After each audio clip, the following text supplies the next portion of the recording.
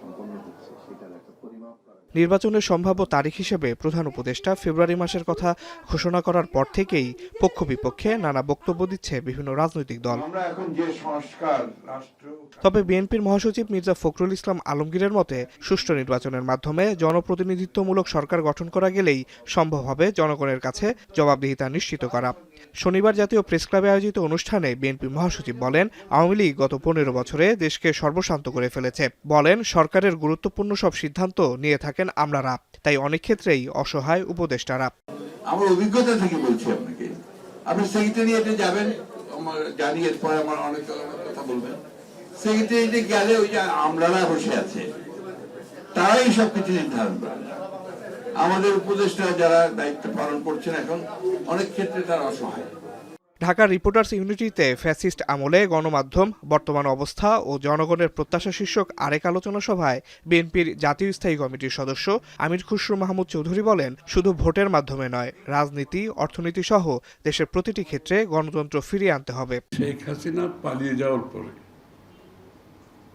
বাংলাদেশের জনগণের মনোজগতে যে পরিবর্তন এসেছে, যে প্রত্যাশা জেগেছে, যে আকাঙ্ক্ষা জেগেছে, যে রাজনীতিবিদ এবং যে রাজনৈতিক দল সেটা বুঝতে পারবে না, ধারণ করতে পারবে না, বাংলাদেশের রাজনীতিতে আগামী দিনে তাদের জন্য কোনো জায়গা থাকবে না।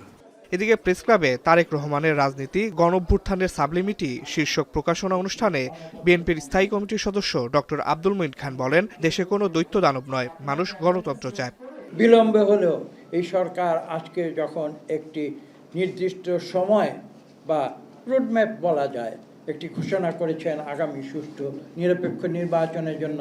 আপনারা দেখেছেন কিভাবে বাংলাদেশের রাজনৈতিক যে পরিস্থিতি সেটা কিভাবে রাতারাতি পাল্টে গিয়েছে।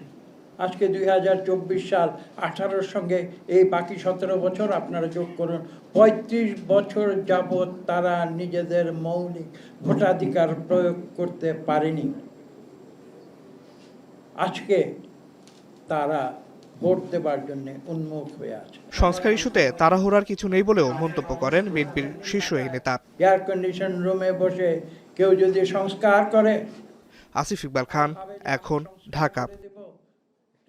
শিয়া বাটার ও ভিটামিন ই সমৃদ্ধ লিলি বিউটি সোপ, তারুণ্যময় উজ্জ্বল ত্বকের জন্য। রিমার্ক